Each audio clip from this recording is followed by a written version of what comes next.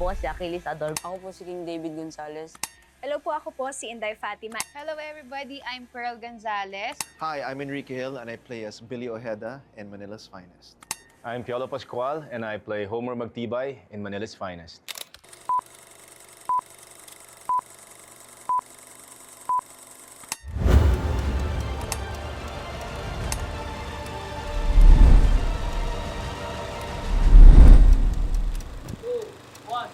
Huwag kayong magulo. Mga anak ng polis ang nandito sa table na to.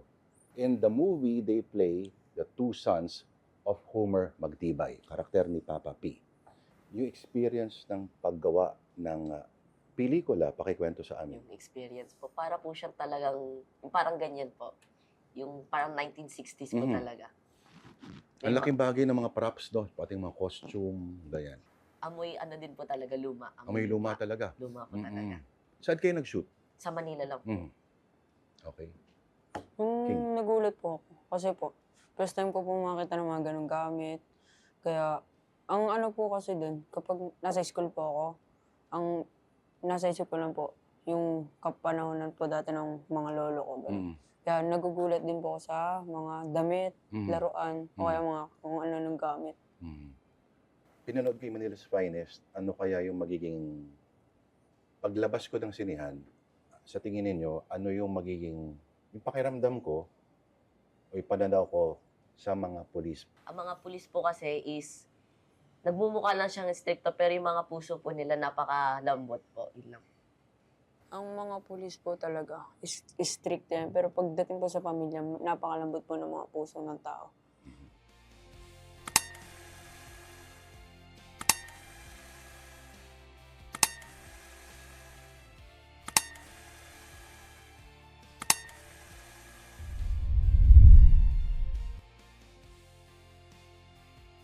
Ang iyong karakter dito ay asawa ka ng bagong hirang na parang kumbaga hepe ng kapulisan. Ito naman, si Inday, Fatima ka pa naman. Pakisabi sa amin ang karakter mo. Yes, ako po si Betty. So si Betty isang walker. Lady of the Night. Tulog sa umaga, gising sa gabi. Paano ang interaction nyo dito? Nino po. Ng karakter ni Piolo? Si Piolo ay, of course, police Papa officer. P. Papa P. Si Papa P, police officer. So medyo mainit yung dugo niya because dun sa trabaho ko nga. Ako naman, parang ang ginanapan ko doon, isa akong first lady. Asawa ko ni Rico Blanco. Si Rico Blanco yung isang police na mataas yung posisyon. Ano ang naging insight ninyo sa mga tao noong mga panahon yun kung ibabase sa mga ginanapan ninyo mga rules? Insight niyo about the era, about the Pinoy at that specific point in history siguro. For me, napaka-technical nung role na to and yung insights ko nga from before than now. And then, syempre, parang kailangan mo din talagang aralin, no? Kasi hindi siya basta-basta, hindi pwedeng, hindi mo masabayan yung mga co-artists mo na inaral din talaga yung role nila. Like si Rico Blanco, may pinapanood siyang speech kung paano mag-speech nung araw. Ako naman siguro insights ko dun sa, kasi dati siguro yung mga police officer, grabe yung integrity sa paninindigan sa buhay, Sir Lord. So, yun yung natutunan ko din sa film kasi most of this police officer talagang may paninindigan sa buhay. Gang member ang biktima. Malaking gulo ito. Akala ko ba under control niyo na yung mga gang? Sputnik ang nagsimula ng gulo. Kayo rin natatapos nito. Wala nang susunod na mamamatay. Kuha mo. Survive and thrive. Ang ironic dyan, hindi ba dapat siya'y practical kasi siya'y mas jaded at dahil mas nauna? Yeah. The character kasi of Ken speaks about the times. So his turmoil, his conflict is whether to do what is right or to side with another group. So basically, there are two conflicting groups that are in play. go with another group because Yeah. they're the ones taking over the force. Yeah, but So- deep down in Ojeda's heart kasi, he really, he's really in line with Magtibay talaga. I mean, ito yung idol ko eh. So, coming into the force, I want to be like him, basically, be like Mike. I want to be like Magtibay. So, but sa mga nangyayari every day, ang nakikita ko sa force in a daily basis, ay yung iba natatanggal sa trabaho, iba Hindi ka napapahamak. naglilinis ng sapatos mo. Correct. Yes po. Pumapasok ang walang starch yung collar. Totoo po yun. You know only. I saw the script. Yung starch lang na tumitigas. Yeah. Tawa ako doon sa lang. Opo. So sabi ko, parang saan ba ako mapupunta? Kung kahit anong tibay ko talaga, parang nakikita ko, parang lalong humihirap lang ang buhay para sa akin. So, it's either I go against the wave or go with the wave. So, Ano yung pinaka-striking sa inyo about that era? 68, 69, 70, 71.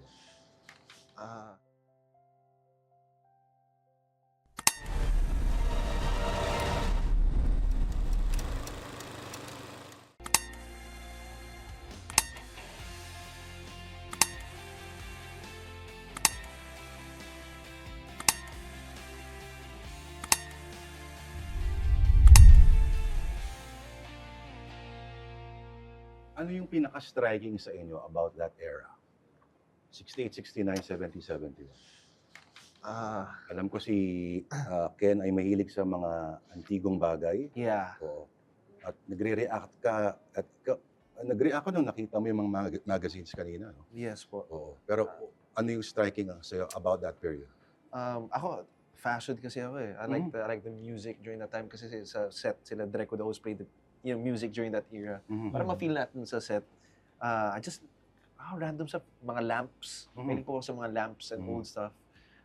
Mga telepono before. Because we had, my mom used to collect a lot of antiques growing up. So sa bahay, ang daming mga antiques.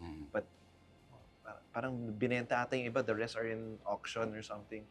So I just, I just been fascinated by it. I think I got it from my mom. Meron kang special relationship with the city of Manila. Yung Lagarista, di ba ang setting noon, yung mga lumang sinihan. Yeah. Hanggang On the job.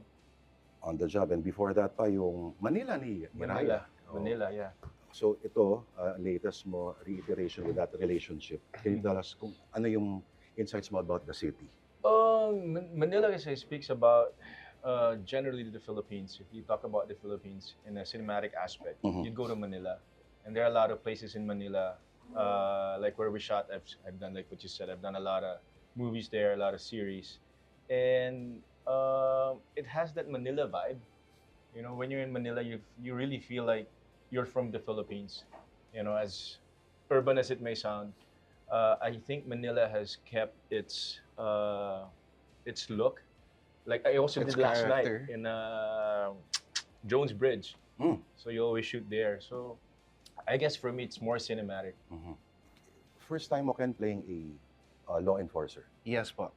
Yes. Siya, veteran. Yes. Parehong veteran sa character doon at veteran na rin sa pagganap bilang pulis. Yes po. So, ano yung mga methods of research mo nun? Ano yung mga pinanood mo para dito? Well, we met with some of the Manila's finest guys talaga. So we had one day talking to them. Ayun sila, Pete Lacaba. Sir Pete. And Ricky Lee. Si Sir Major Ricky Lee. Villacorta ba kasama? Yung matandang... Yes.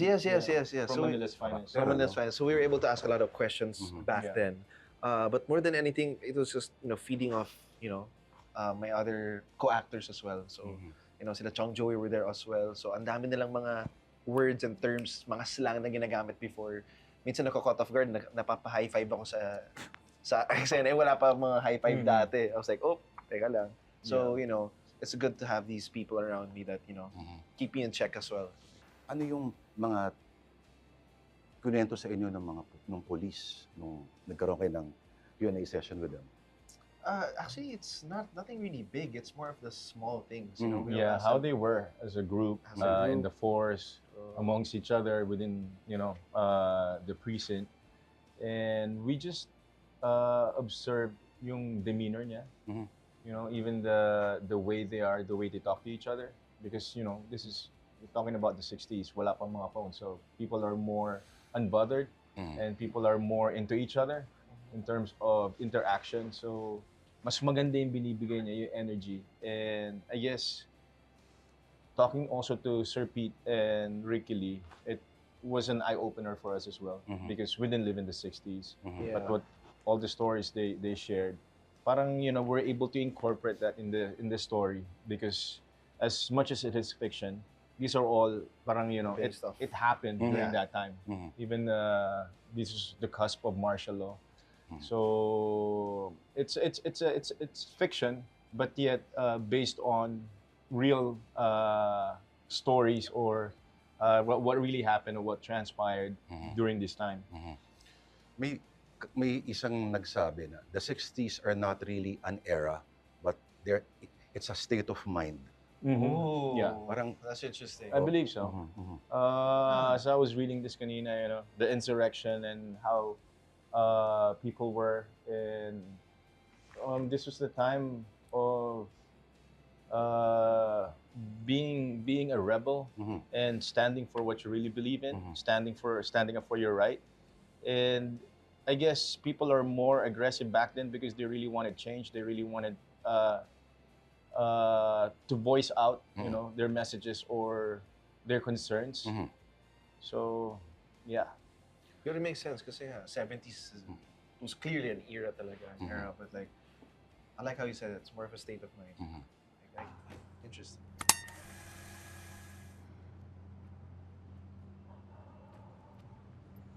Wala na siya. Wala na si Bert.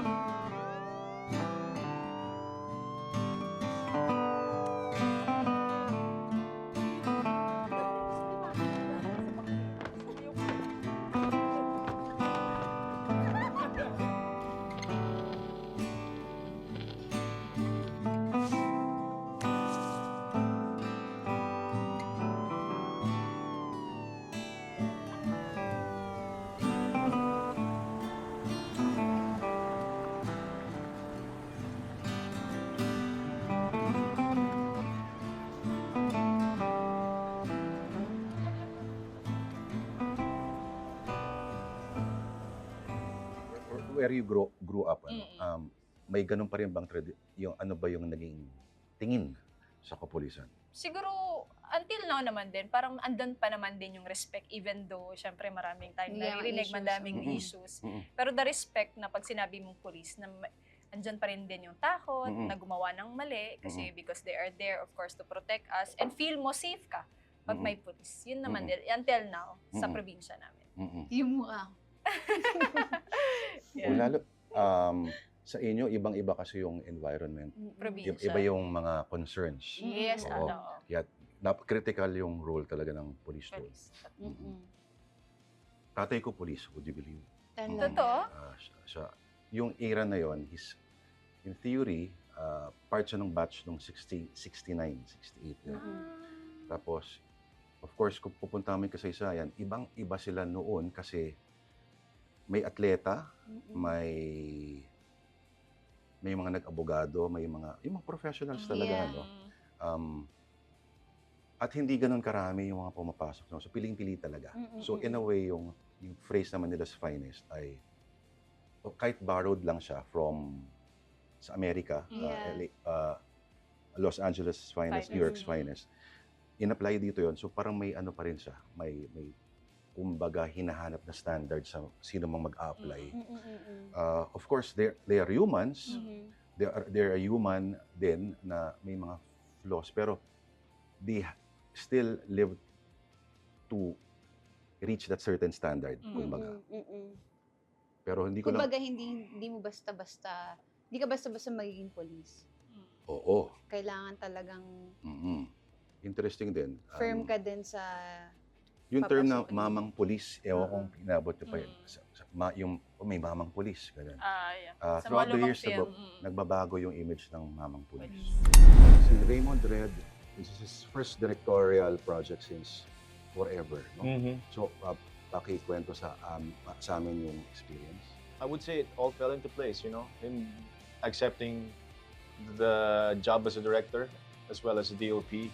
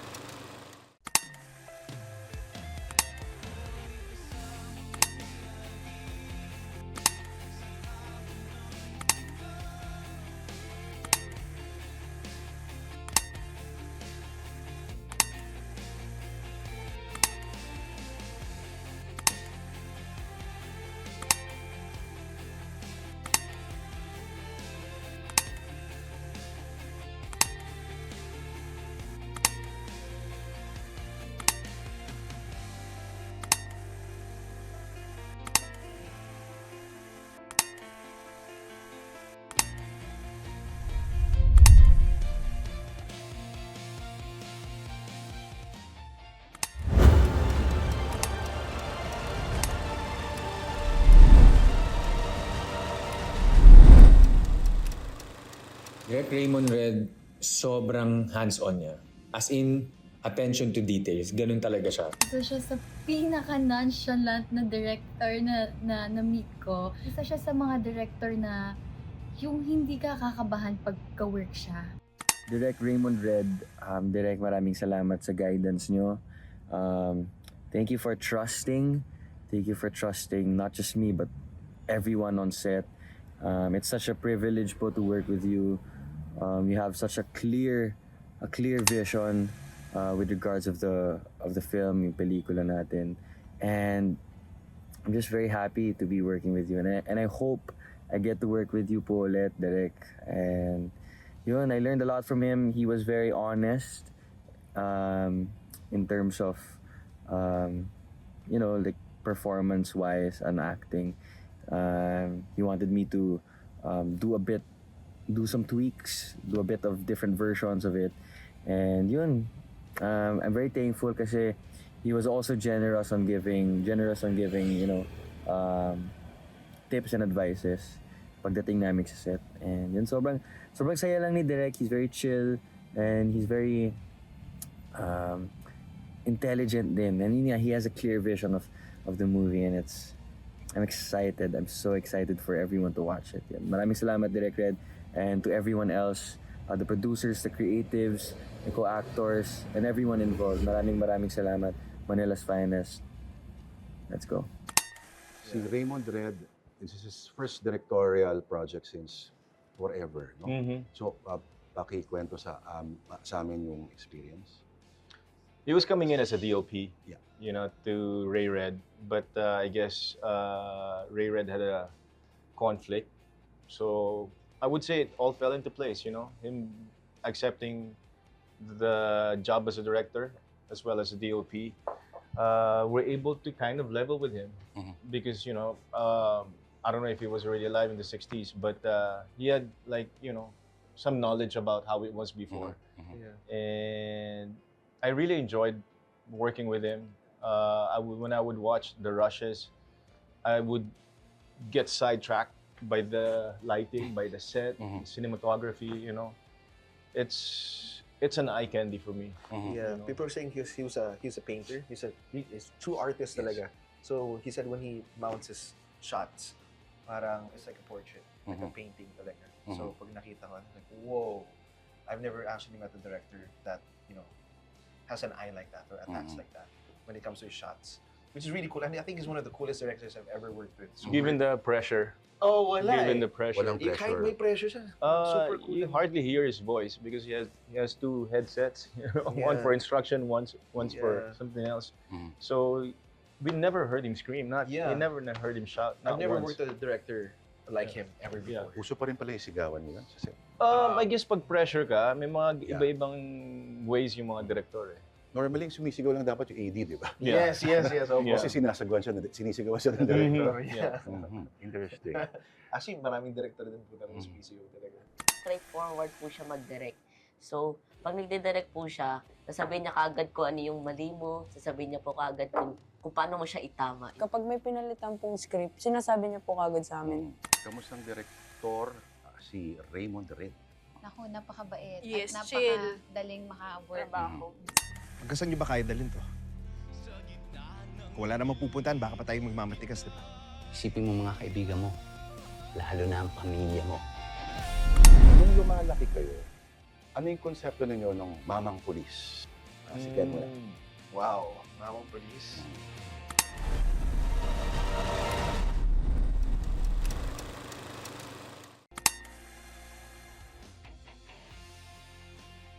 Isa po ako sa anak ni Sir Piolo Pascual. Doon po magsa-start yung conflict namin since si Sir Piolo po is isang pulis, ako po ay aktivista.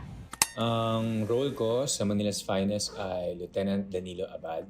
He is part of the Philippine Constabulary. Nung shoot namin yung rally scene na though nakasama na naman ako ng mga rallies, pero yung part na yun kasi, syempre, 1969 eh. So, syempre, makikita mo na iba yung, talagang parang na-transform kami dun sa situation ng pre-martial law era na gano'n na nakikipaglaban pa rin at parehas pa rin yung pinaglalaban ng mga tao. Kahit ngayon, yung pag-call out sa maling mga nagagawa ng gobyerno natin, na parang kaya memorable siya sa akin kasi gano'n ka-relevant yung pelikula na wala. Ako po si Dylan Menor and I'll be playing Patrolman Efren Tagoyonon. And sa pelikulang ito, ang aking mentor po ay si none other than Kuya Piolo Pascual, which is si Lieutenant Magtibay. And si Patrolman Tagoyonon, he really looks up to him. He looks up to Lieutenant Magtibay. Bawat galaw niya, ginagaya niya, or in a sense, parang he just wants to become a better policeman just like him. And Patrolman Efren Tagoyonon he is nervous, but at the same time, he is eager to learn. He is excited.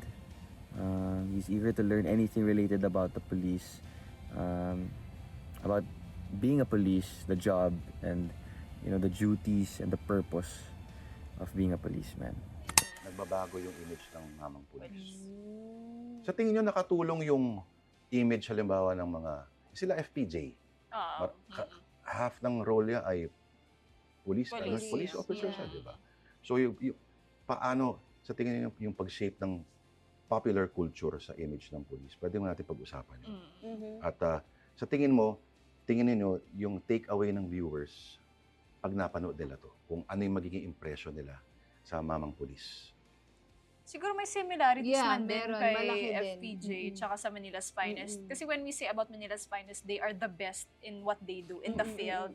So, syempre dun kay FPJ, parang ganun din yung mga role niya. Talagang tapat din siya na may pinaglalaban din sa buhay. So, yun yung feel ko somehow connected din and magka-similarities dun Pero sa... iba't ibang klase ang pulis sa Manila's Finest. May mabuti at may masama.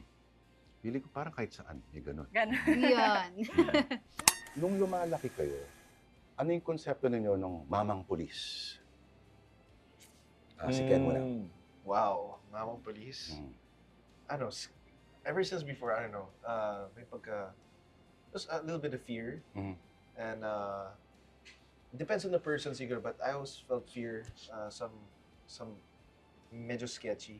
But there's some people na very approachable, feel very safe. I think it just depends on the person. Really case-to-case basis. But yeah, hindi naman nawawala yung both sides. But I think now, coming into now and getting a glimpse of their life, I respect them a lot more. They're also humans as well. That's I think one of the things that we tend to forget.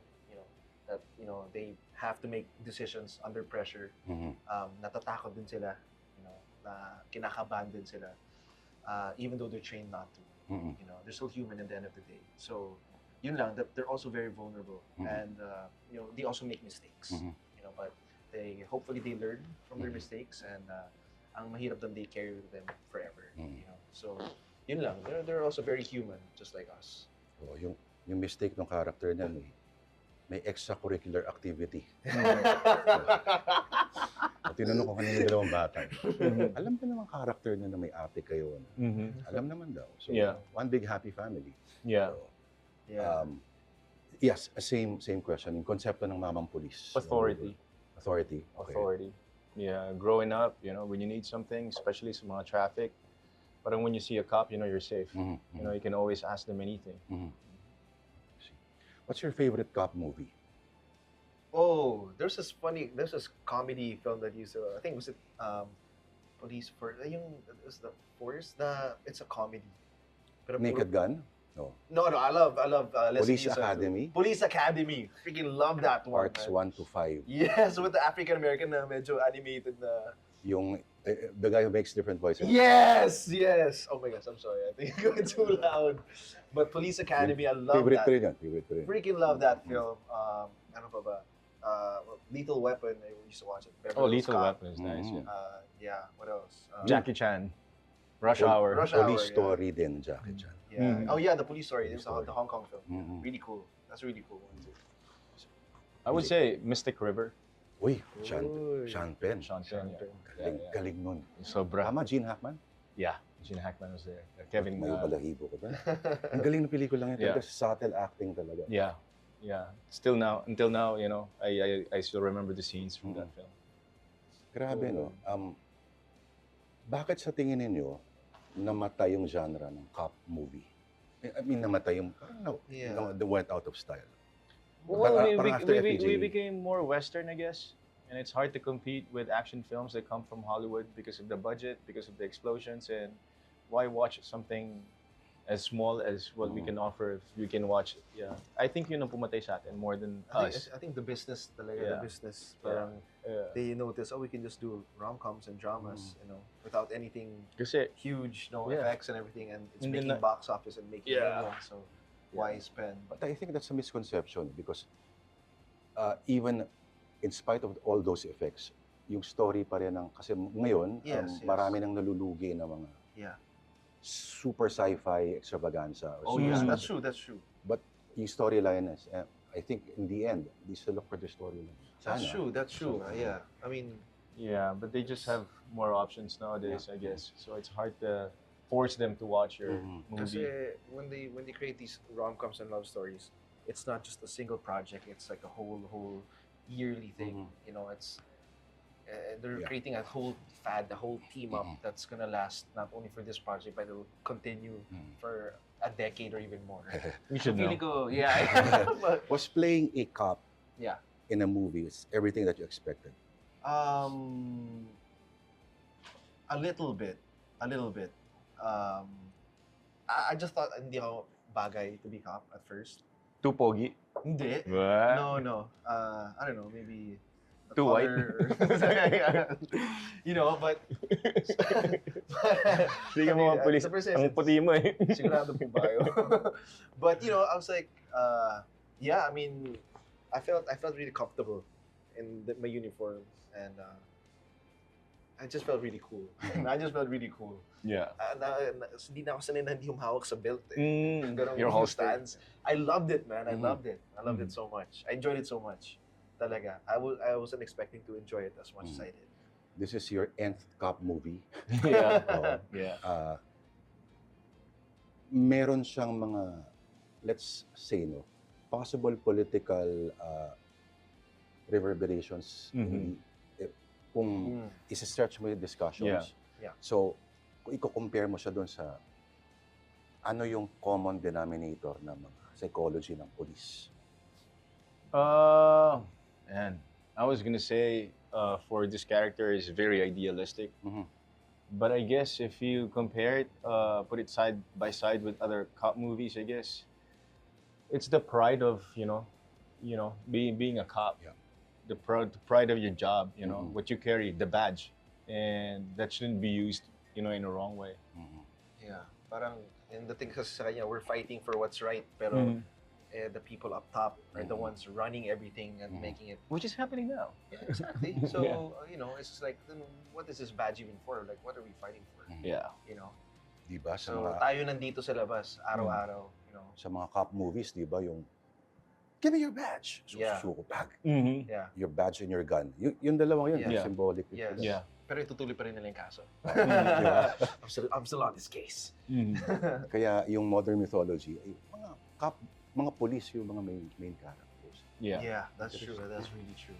Kapag ang audience ay nanood, ano yung ine-expect ninyo na magiging yung pakiramdam nila after walking out from the theater? it will make them think, you know, who they should trust, if they should trust the system, or what they stand for as a citizen.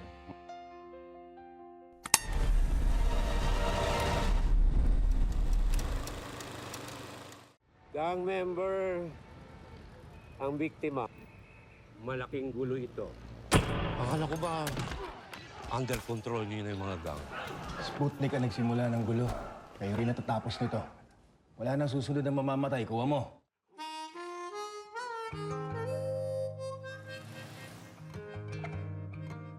Bata pa lang ako. Ito na yung gusto. Maging pulis. Iba ho pala, ano? Hindi lang pala sa labas may kalaban.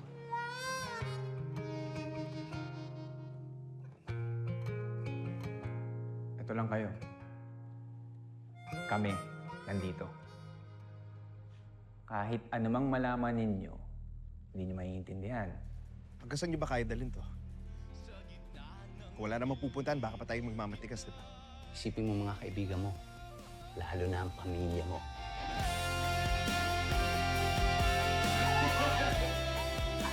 Si Cecil, classmate ko. No boyfriend mo na? Hindi ho. Hindi pa.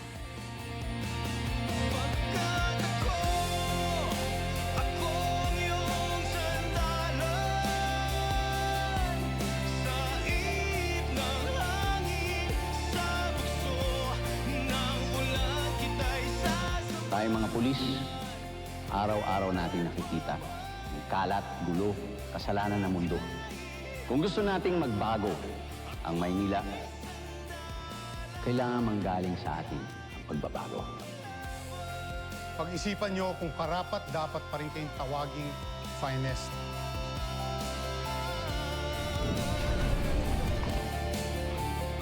It's hope. Yung paniniwala nila na maganda pa rin ang mundo at may igaganda pa.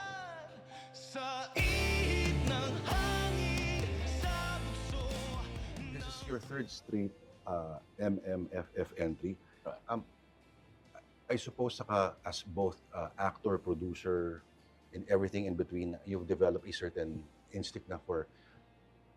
Do you think nag-evolve na ang panlasa ng MMFF audiences for what clicks? Not necessarily awards-wise or box office-wise, but, you know, in terms of personal tastes. Because of the emergence of the streaming platforms, of course, nag-iba rin yung taste ng tao because they have more options now. But as a Filipino, I guess we look forward to the film festival because wala kang ibang choice kundi panoorin yung mga Filipino films. And in terms of how we are now, I guess people are more accepting in terms of concepts because of what they've seen, you know, with different contents from different parts of the world. So people are not limited anymore to what they want because they want to see something different. I guess that's why they watch a movie to learn from it, and they don't want something that they've already seen. And for the festival, you know, it's highly anticipated, but it's still a family thing. Kapag ang audience ay nanood, let's say, yung henerasyon na mas bata sa atin, sa inyo pala, kasi marami, pag sa akin, marami yun. Ano yung ine-expect ninyo na magiging yung pakiramdam nila after walking out from the theater? It's an assessment of the current state of the nation. They will realize the value of family, the value of our society, because we had a lot of scenes wherein we dealt with activists, a lot of riots, and it will make them think, you know, who they should trust, if they should trust the system, or what they stand for as a citizen. So it'll give you that kind of reflection. And I guess for me, my bottom line is still love for the country. Love for the country. Ako naman po, for me to see them, you know, to see them in a different light, maybe have another, you know, perception of them as well. Na, you know, the force minsan are also forced. you know,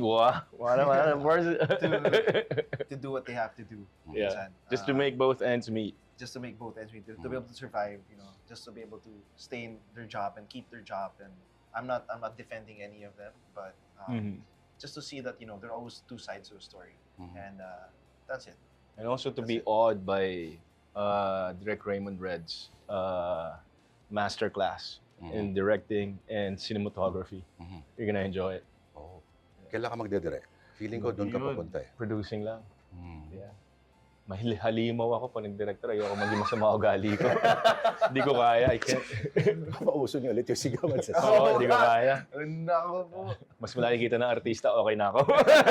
May sumisigaw pa rin kahit may may mga speakers and amplifiers. Well, pag pressure ka kasi wala talagang choice. You know, if you have a big cast and you know you have to control the environment for people to shut up and just, you know, be quiet. Big scenes. Hindi mo makakontrol eh. Sumuulan. Pero si Direk Raymond talaga, siya lang yung nakita kong director na pressure pero nandito lang. Dito tayo. Okay, alisin niyo yan dyan. Ganun talaga siya. Super chill. Ganun talaga Sarap siya. kasama. Oo, yeah.